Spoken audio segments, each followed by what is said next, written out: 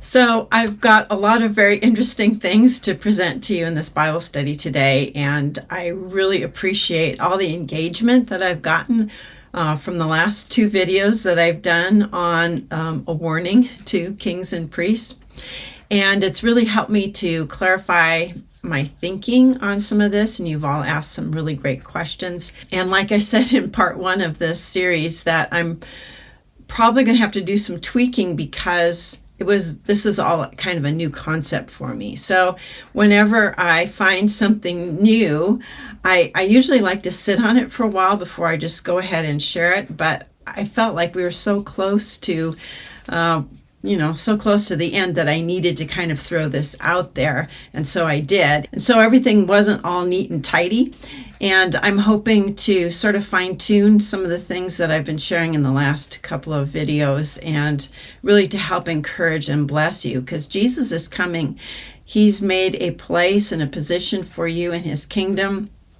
He wants you to make it all the way. He's given you all the resources so that both you and I can make it all the way to receive our positions, our inheritance in our Father's house. After I was done writing all this up for like the third or fourth or fifth time, I realized that so much of the things that I've been sharing over the years is sort of coming together in this sort of one Bible study. So we're going to be talking about two different kinds of disobedience, because I think this is a really important and crucial issue that we need to discuss, because it is possible for people who've been newly made into kings and priests, a newborn child, as we're in this doorway, which I will talk about in this video too. It is possible for us to disobey. We still have a free will. We will no longer have that sin nature, but that doesn't mean that we still can't make choices. And if we make a choice to disobey whatever we're going to be told to do, we can be replaced. And actually, just the knowledge that we can be replaced is actually a good thing, because it shows us something really important that we'll be looking at in this Bible study too. So we'll be looking at the two different kinds of disobedience and unique consequences for them. We're going to talk about leprosy as a type of sin. And the leper also has a 7-day waiting period before he can go to the temple on the 8th day. We're going to be talking about the doorway and transitions and what it means to stand in the doorway. Standing in the doorway is not like literal. It's not like we're just going to be in one place, like in a house, just staying there. What it means is that we're in a place of transition. We're not fully out of the world yet, but we haven't been taken into heaven yet. And we're at this moment of transition. We're going to talk about immortal bodies, specifically celestial bodies, which is, I don't know why this didn't occur to me earlier when we first started talking about this stuff. We're going to talk about celestial bodies and glorification. So all of that information is all going to be tied together, and it all is connected with all the things we're talking about that have to do with this 7-day waiting period that's going to happen just prior to the rapture.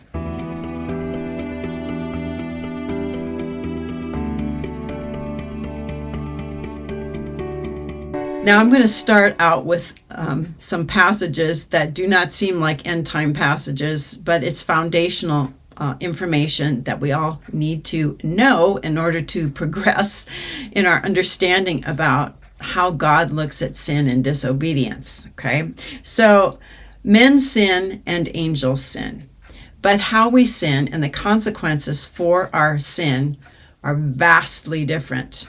They're very, very different. In Romans 4, the last half of verse 15, Paul says this: where there is no law, there is no sin. Okay? So, in other words, if there are no laws or any rules about something, it's not possible to be a lawbreaker. If there's no law to break, you can't be a lawbreaker. And Paul has this to say in Romans 5, verses 12 through 14.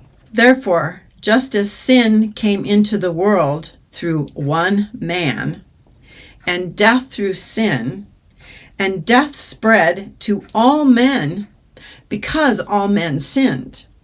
For sin indeed was in the world before the law was given, but sin is not counted where there is no law.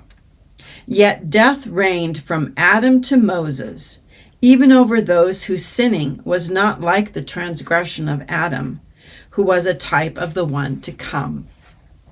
So sin for men, mankind, how Adam fell in the garden, when he sinned, he broke one command: don't eat from the tree of the knowledge of good and evil. He ate from the tree. That one sin caused sin to enter the world and caused death to come to all men, all people. Even though there were people, only Adam could break that one command, and there weren't any other commands given.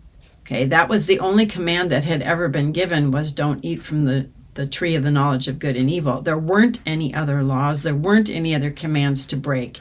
Yet people still sinned, but it wasn't counted until the law was given. Yet death reigned from Adam to Moses, even though over those whose sinning was not like the transgression of Adam. So God did not actually count man's sinful actions as being sinful until the Old Testament law came into effect.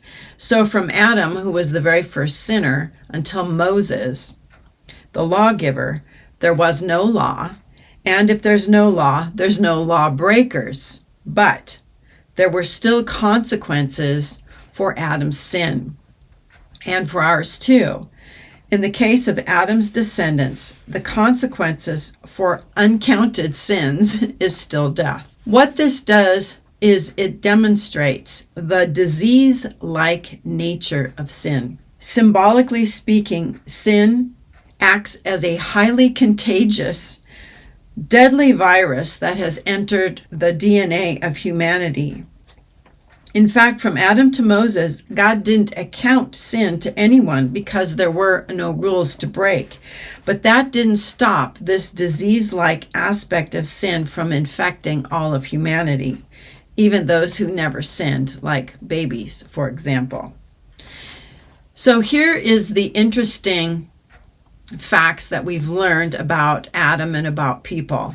I'm going to highlight and touch on some of the information that I gave in a video series on the Elohim. So if you are not familiar with the term, the Elohim, or you don't know what that's all about, I suggest that you watch the video series that I did on that, because it's really important. And I'm only going to touch on some of those aspects that I talked about in that video series.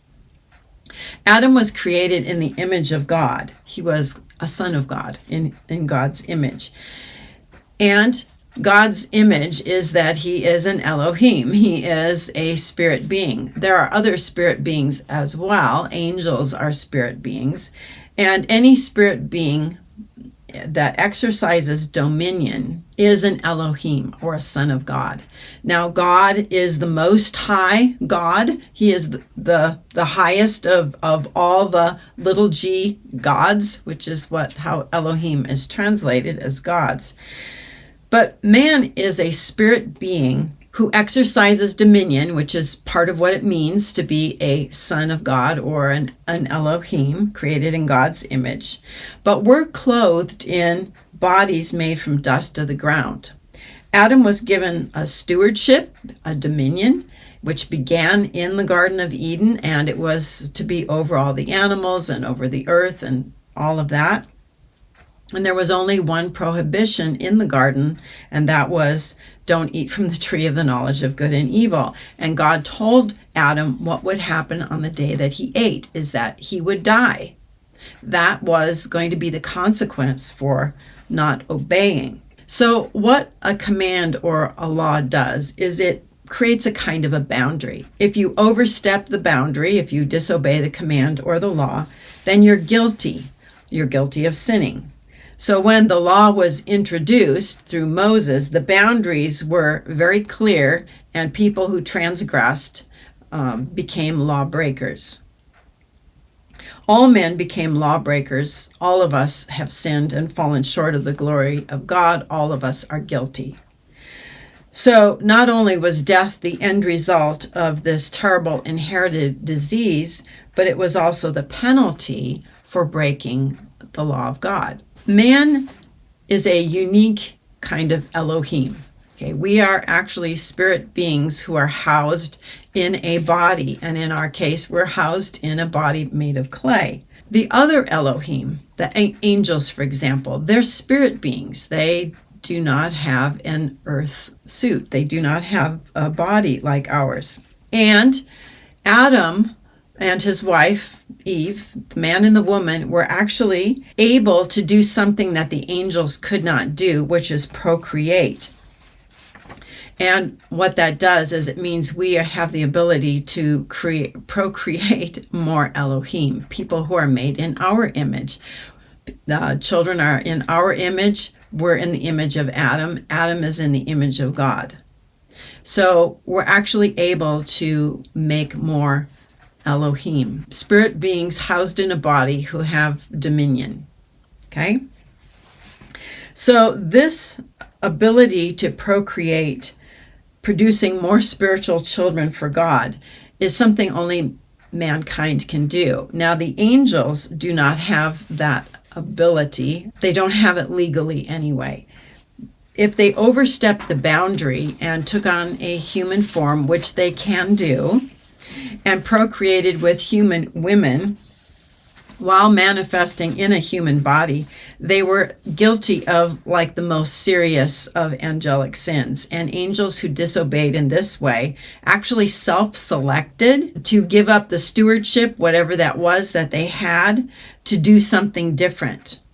They decided they did not want to stay in their habitation. They didn't want to keep the dwelling, that is the kind of spirit body that they had. And so they self-selected to take a different position, one that they were not allowed to take, one that they should never have done. And what they did was they used human women, and they married them. They took them as wives, and these women bore children to them, and producing these unnatural offspring known as the Nephilim, or the giants. During the flood, or at the time of the flood, God took all these fallen sons of God, and he put them in chains in Tartarus, in the bottomless pit. So Adam overstepped a boundary when he knowingly ate from the tree of the knowledge of good and evil, and the result is that sin entered the world, and death through sin. And all of Adam's descendants would live with the effects of one man's sin. Adam is a type of the one who is to come, of Jesus, who is going to reverse the curse. He's going to reverse the things that Adam did. But until we all receive our immortal bodies, every man, woman, and child was put under the curse of death, because we're all related to Adam, and that sin disease was passed on to us. Romans 11:32 says, "For God has consigned everyone to disobedience, so that he may have mercy on everyone." When Adam sinned, his sin caused death in the world, and it brought in this disease-like component of sin that spread to everyone, even people who never sinned or never sinned the way Adam did. But if angels sin, does their sin have the same effect? What happens when angels sin? Well, when angels sin, they sin individually, not as a race. And so they're judged on a case-by-case basis as individuals. So if an angel sins, it only affects them personally. It doesn't have this catastrophic, overwhelming effect on all of heaven and on all angels. So whereas the sin of Adam had ramifications for every person who's ever lived, the sin in heaven does not affect or infect all angels or all of heaven. Okay, and I think this is a really important distinction to make. The consequence for an angel overstepping the boundaries was a loss of position, or a loss of stewardship, a loss of their place, their particular place within the angelic hierarchy of heaven. For example, Satan had a position as the guardian cherub on the mountain of God. This is in Ezekiel 28:11-19. But he lost that position through pride and through violence, and he is currently now the prince of the power of the air. So that was a tremendous demotion for him.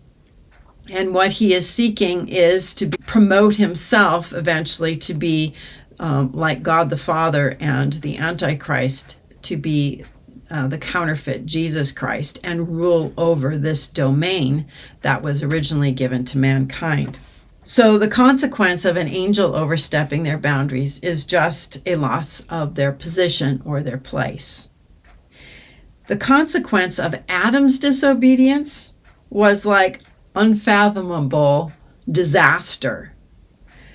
Death, disease, destruction, separation, hatred, violence, all of these things spread through one man's disobedience. The sin of Adam was a terrible, terrible thing that infected the whole human race. God knew about this, though, and that's why he planned that the second Adam would come and deliver us from all of this that we sort of brought on ourselves. Well, at least Adam did. And then we all sinned too, so we contribute to the magnification of this problem. Now, I want to talk about leprosy, because in the Bible, leprosy is a picture of sin and defilement, and it's a picture of the disease aspect of sin.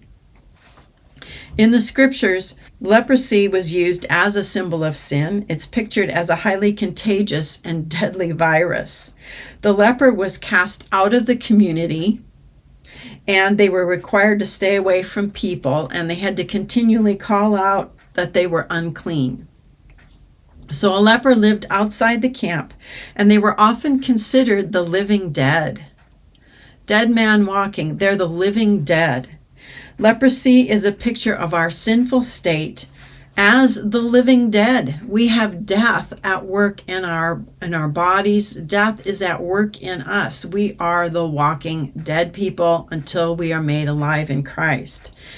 The process of a leper being reinstated into the community or back into the fellowship is a picture of Christ's death and how he was able to reinstate us into the family of God, and how the cross is applied to our sin, thus enabling us to have fellowship not only with Jesus and God, but also with one another.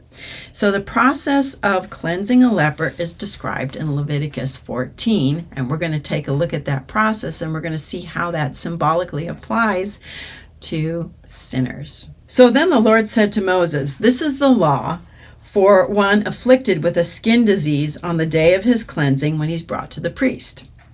So a person is said to be brought to the priest, but as the sick man could not actually go to see the priest wherever the priest was in the camp because he was unclean, the priest had to actually go out to where the leper was. And usually they were outside the camp or outside the city. They were in what we call the field. So Christ, our great high priest, left heaven and came to the field where we live. And the field is the world.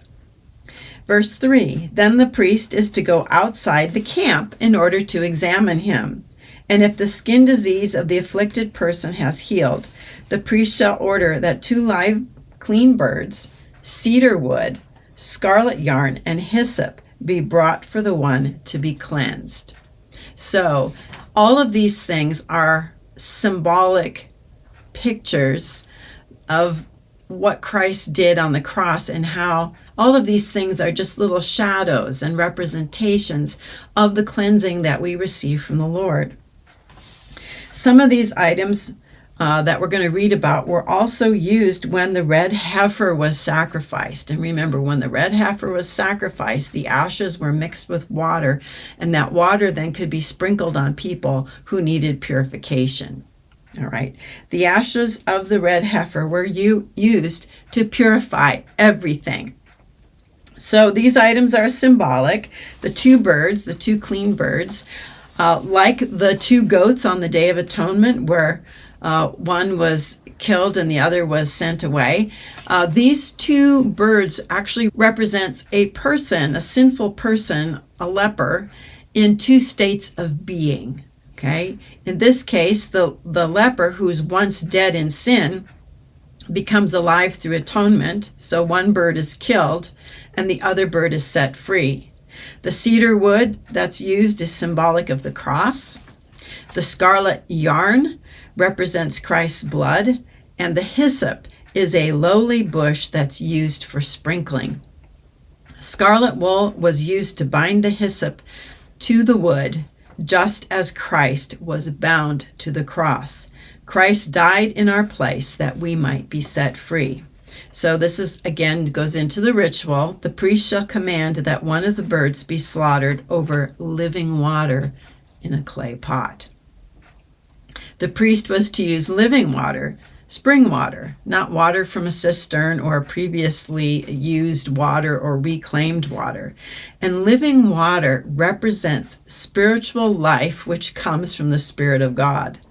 The earthen vessel was symbolic of Christ, who humbled himself and came to earth as a man so that he could die in our place. Verse 6, then the priest is to take the live bird together with the cedar wood, the scarlet yarn, and the hyssop, and dip them into the blood of the bird that was slaughtered over the fresh water.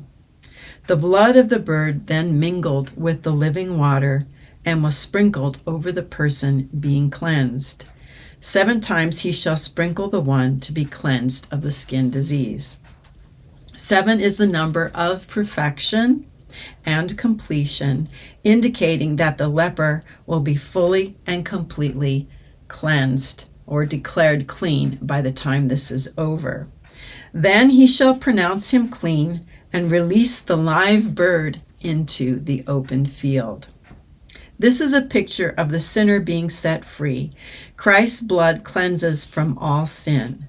Isaiah 52 verse 15 says this, so shall he sprinkle many nations, speaking of Christ's atoning sacrifice. Verse 8 of Leviticus 14. The one being cleansed must wash his clothes, shave off all his hair, and bathe with water, and then he'll be ceremonially clean. Afterward, he may enter the camp, but he must remain outside his tent for 7 days. And again, this is going to be one of those 7-day things with the leper. He can go back into the camp where everybody else is. He can regain fellowship, but he has to remain outside his tent for 7 days. So the leper may join fellowship of the community, but he was not still truly home, as he had to remain outside the tent for 7 days. Then, on the 7th day, he must shave off all his hair, his head, his beard, his eyebrows, and the rest of his hair. He must wash his clothes and bathe himself with water, and he shall be clean. So in shaving off all his hair, the leper becomes as a little child again. And on the 8th day, he is to bring 2 unblemished male lambs, an unblemished ewe lamb a year old, a grain offering of 3/10 of an ephah of fine flour mixed with olive oil, and 1 log of olive oil. And the priest who performs the cleansing shall present the one to be cleansed, together with these offerings before the Lord at the tent of meeting. So this is when the person who is cleansed, along with the priest who cleansed him, goes to the door of the temple to be presented to the priest. So we need to understand that the bird that was killed in the presence of the leper was not an offering.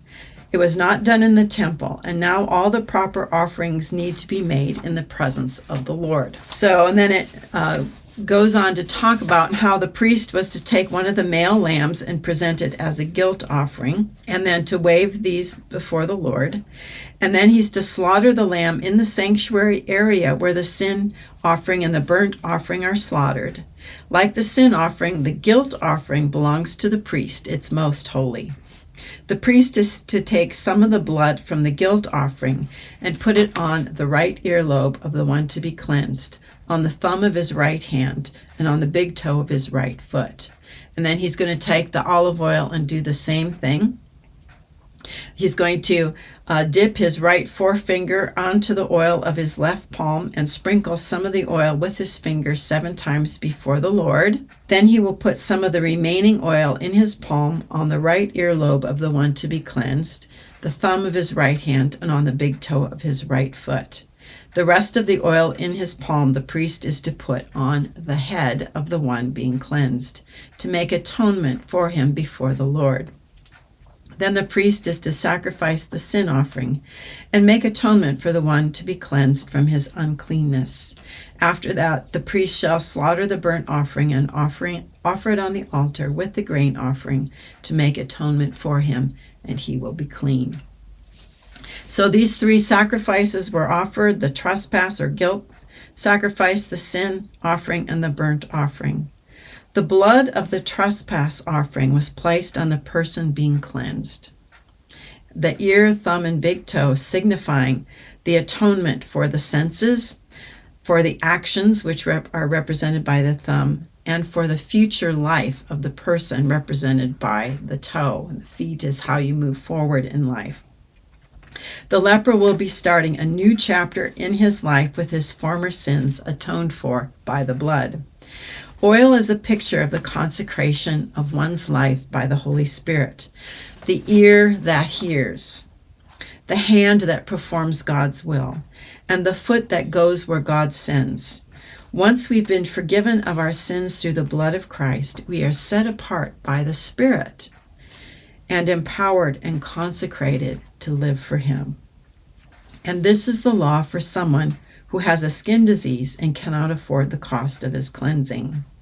Though the leper was declared clean when the bird was set free, way back in the field, he could not enter his tent or even enter the temple, even though he was brought into the camp. It wasn't till the 8th day that he could go into the temple and finally go home.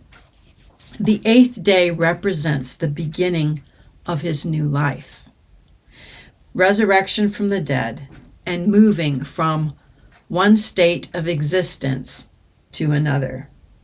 And that is exactly what happens during this waiting period.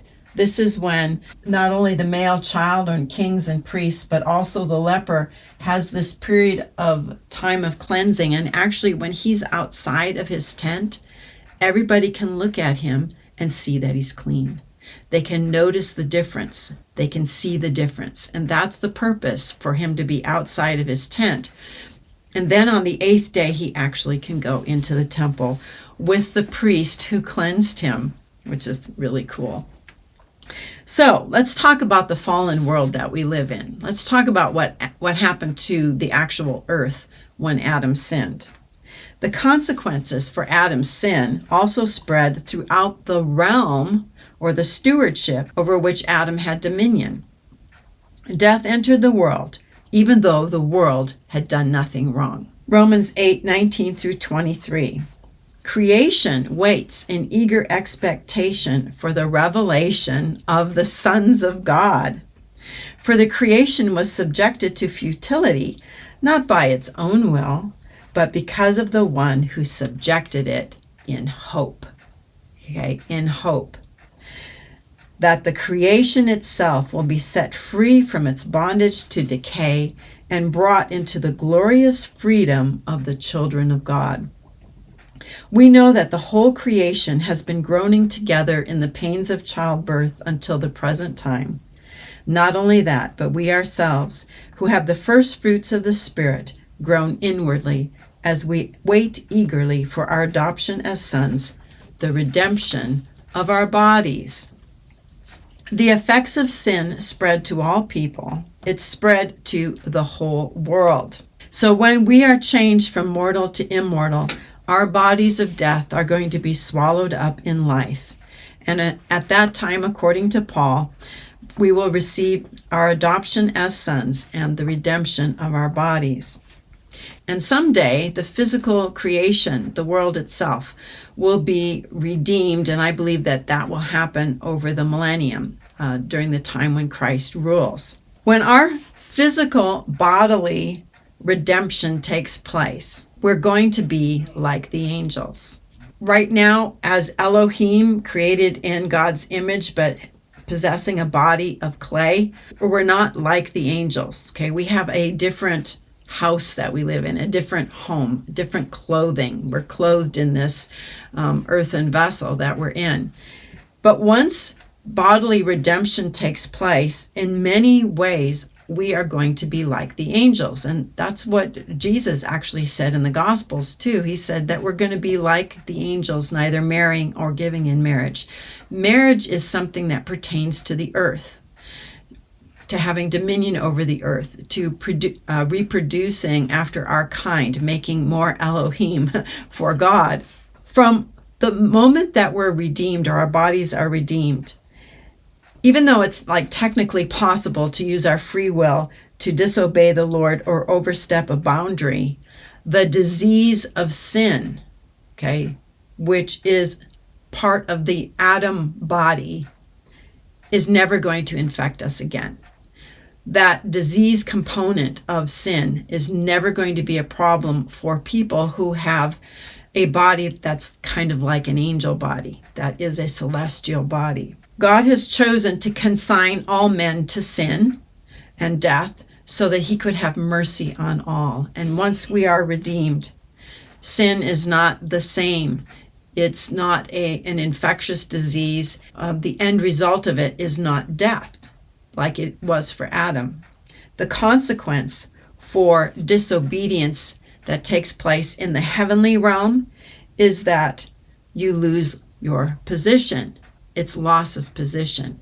So when we look at the scriptural illustrations that were given to us as warnings about the king and the priest, that the king was supposed to wait for 7 days, King Saul, wait for Samuel to come, but he didn't, and so he would not have a lasting kingdom. His son would not rule after him. God chose somebody else. He chose David. The priests were commanded by Moses, and it was very emphatic, that they were not to leave the doorway, that they were to stay in that doorway where everybody could see them and notice that they were not dressed like everybody else. Their clothing was different. They had on beautiful garments that were made for beauty and glory, it says in the scriptures. Everybody can see them.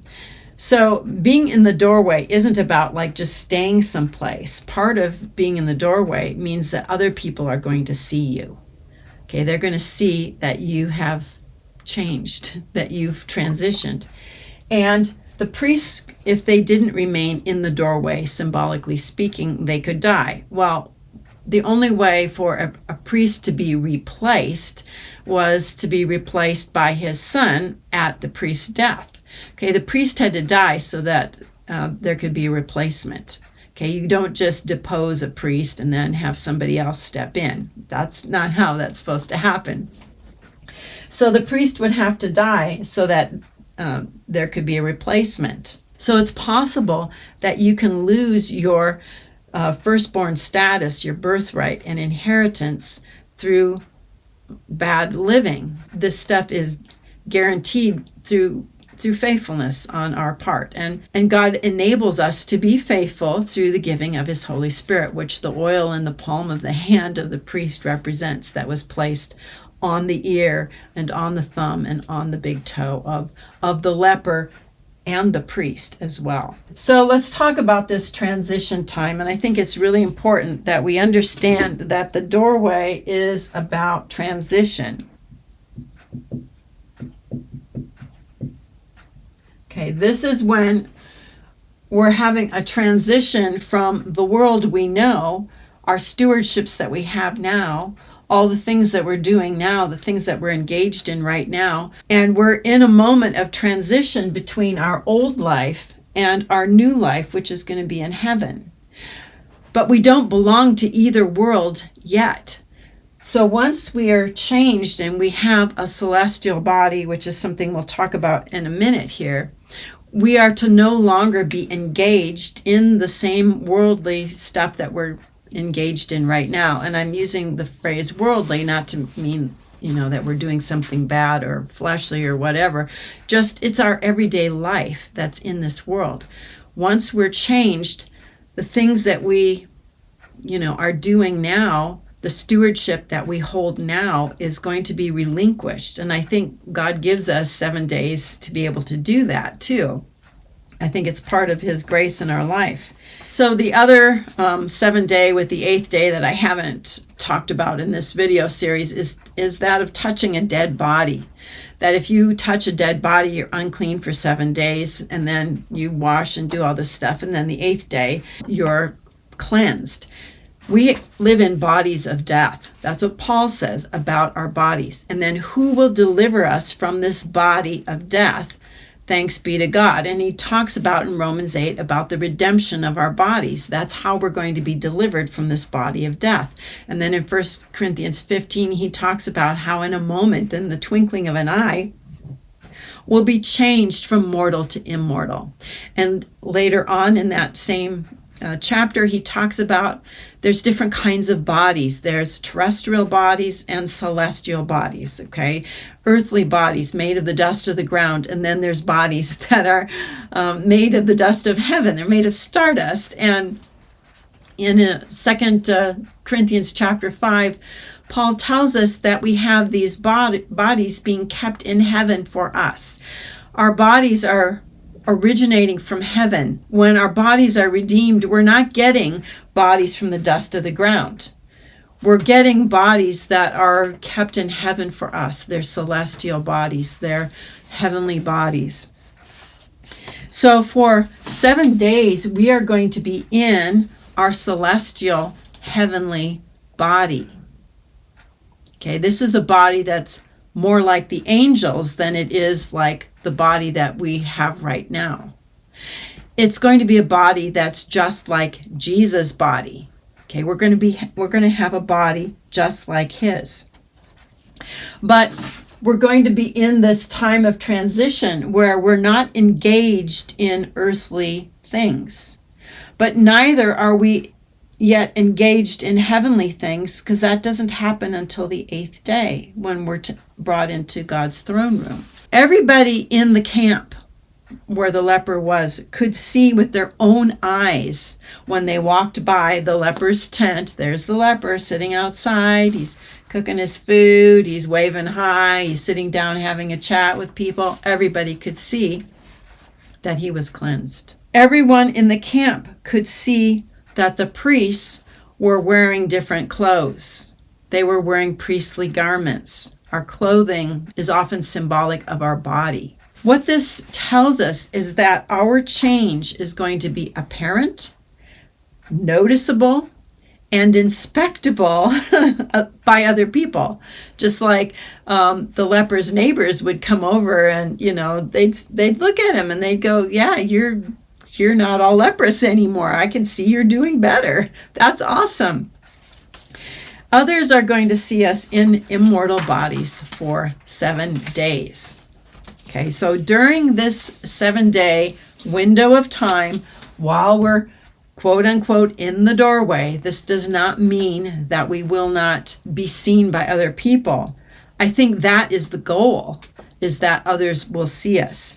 And we're going to be given assignments. Everybody's going to have some kind of something that they are assigned to do while they're in this waiting period. How do I know that? Well, I know some of us are going to be helping to seal the 144,000 in the Holy Spirit. We're going to pray with the 144,000 who are right now being discipled, I believe, by the 2 witnesses and maybe others as well, so that they can receive Christ as their Savior. Now, we are the ones who are going to transfer our ministry over to the 144,000. That's one of the things that's going to happen during that transition period, is this ministry is going to transfer to another group of people. But not everybody probably is going to be working with the 144,000, praying for them, talking about the things that they need to watch out for over the coming months. And we all need to be careful to obey whatever instructions we've been given and not be tempted to do something different. Because the consequence for disobedience, if you're someone in a celestial body, similar to that of an angel, a celestial Elohim, the consequence isn't that you're going to die or that you're going to get a sin nature back. The consequence is that you can be replaced and you will lose your position. Will you still be raptured or brought into heaven? Yes. Will you be presented to God in the throne room? No. You'll just be outside somewhere, outside the temple of God in heaven. So loss of position and not death. This is our clue. This is actually the happy news that as believers, we will have fully transitioned from being an earthly Elohim, okay, someone who's a spirit in an earth suit who has dominion. We're going to transfer from that into a unique kind of heavenly Elohim, similar to the angels, but just like Christ. Our body is a celestial body. And when I think of immortality, I don't always imagine having a heavenly body made of stardust. That isn't what I was taught. And so I still have these remnants of old thinking that I have to wake up from and go, well, wait a minute, we're going to have a celestial body. What can a celestial body do? Well, it can do everything that Jesus could do when he rose from the dead. You can do everything he could do. Walk through walls, transcend time and space. You could do all the miracles that he did before he even died and rose from the dead. We're living in this world right now, and we're engaged in earthly activities. And this is the warning, okay? This is the warning that I'm going to give you here. And all these involvements, all these things that we're stewards over right now have to be laid aside. And we're not going to be engaging in those anymore once we're changed. And we have to let it go.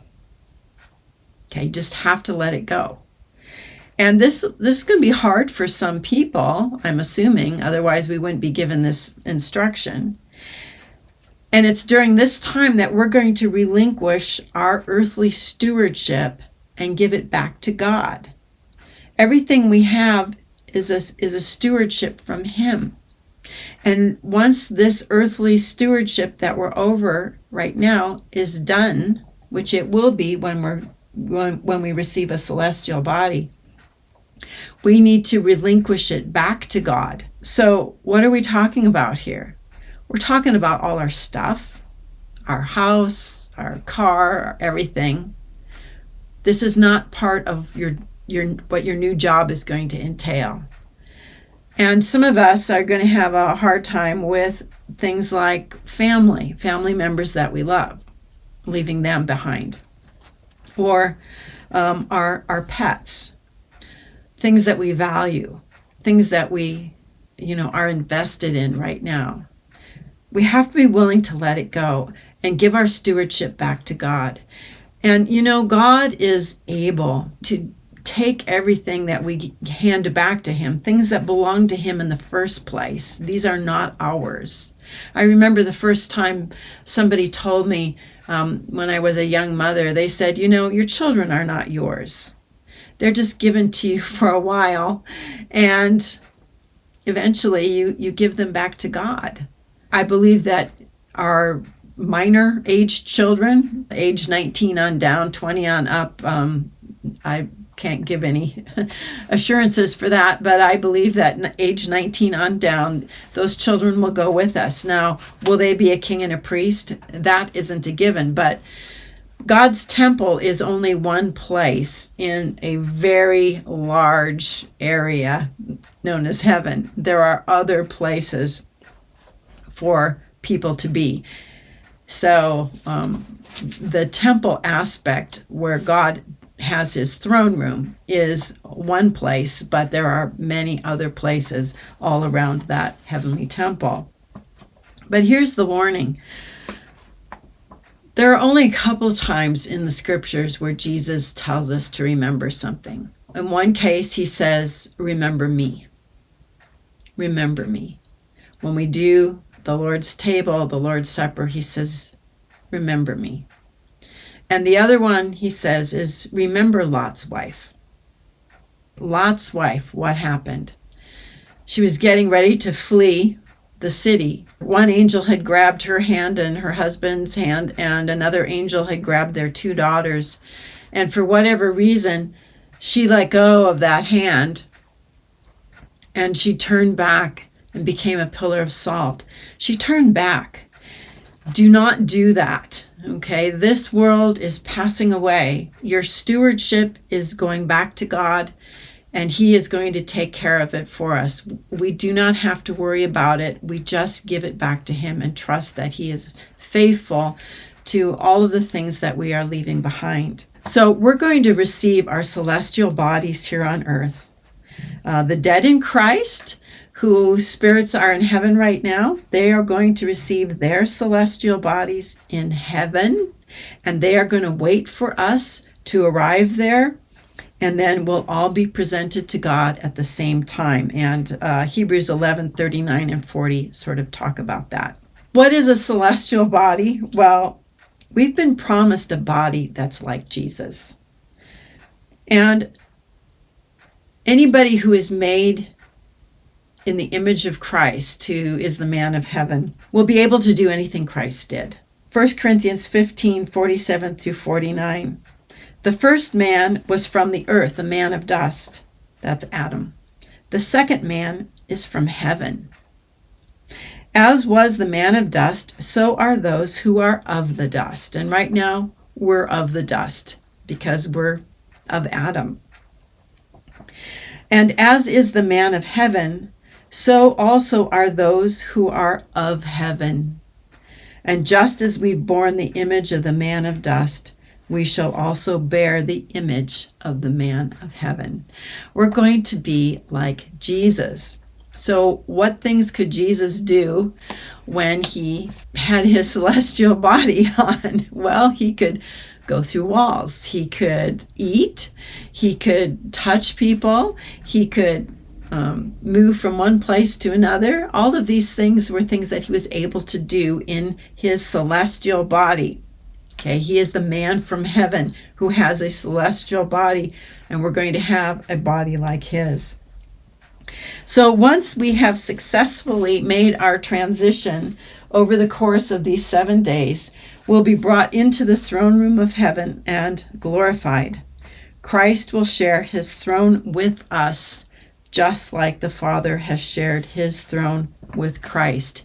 And I was asking the Lord about this last night and this morning, and I said, Lord, what is glorification? Is there a simple, easy answer to that? And all of a sudden I realized what that was. God is at the very top of everything. He is the ruler over all, and he is sharing his throne with Christ, making Christ ruler over all. And Christ is sharing his throne with us, and we are going to be rulers over all with Christ and with the Father. We're going to be elevated to the status of co-ruler of everything. That's what it means to be a joint heir of Christ. To be glorified means you're going to move from this lowly position that we're in right now, sinners saved by grace, dwelling in bodies made of dust and clay. We're going to transition to receive a celestial body. And then we'll be brought into heaven, into the throne room of God, into the very presence of God. Only rulers are there. And we are going to be high up, way high up, right up there with God and Jesus.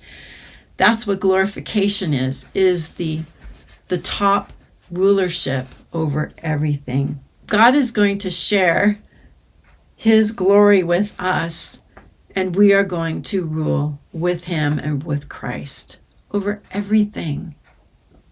Okay, over everything. We're going to judge angels. We're going to judge the world. Really, only God is judge, right? But when we're elevated, when we have the position that God has intended and planned for us to have, we're just going to move way past the angels. Right now, we're made a little lower than the angels. We're going to move way up there with Jesus, who at one time was also a little lower than the angels, but now is crowned with glory and honor. That's what glorification is. It's moving up from the very lowest kind of Elohim all the way up to where Christ is. So during the millennium, we're going to have opportunities to earn additional rewards as we serve and rule faithfully. And at the end of the millennium, we're actually going to hand our stewardship of being sons of God and ruling and reigning with Christ, we're going to hand that over to Israel, to the sons of God, to the new group of the sons of God who are going to be that new kingdom of priests who are going to be ruling in eternity. And what are we going to do? Well, once we've made that transfer of stewardship over to somebody else, believers will become the wife of the Lamb. And who knows what adventures will lie in store for us then. So I hope you've enjoyed this video. Leave a comment in the comment section. I hope this is really encouraging for you. Jesus is coming. I fully believe that this is the year. And if it's not, I really don't know what to say other than hang on. But once we're changed and we're in a celestial heavenly body, we're going to have opportunity to transition, to let go of the things of this life and the things of this world, give them back to God again. They belong to Him. They were loaned to us for a short time. We'll give them back. And whatever we're told to do, and I believe it will be different for every person, we will do those things, and everybody is going to see. Just like with the priest and with the leper, everybody's going to see that we're different. So this is all really exciting things that we have to look forward to. So I hope you'll leave a comment in the comment section, and that you'll give me a like, that you'll subscribe to the channel if you haven't already, that if you want to have a thumb drive, let's see if I can find one here, that has all my videos, the timeline and everything on it. You can order one of these from Ken. The link is in the description below. Be sure and give him your address and the money, okay, so he can actually afford to do this. He has to pay for postage and all of that.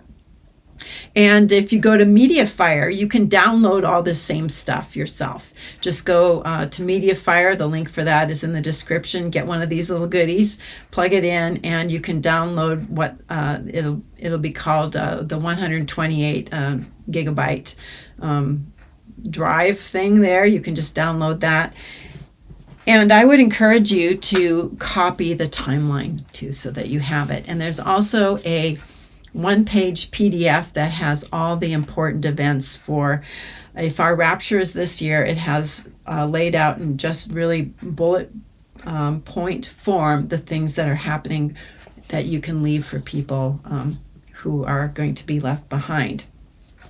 But you're probably going to have opportunity to share with people, and just like the neighbors of the people who lived next door to the leper could see that the leper was fully cleansed, I think we're going to have the ability to go to people that we love, the loved ones in our life, and show them who we are. But the important thing to remember in this video that I'm telling you, the warning is, let it go. Be sure and let it go. Don't let anything hinder you in making a full and complete transition, so that you make it all the way into the throne room of God. So we'll see you on another video. Till then, have a blessed day.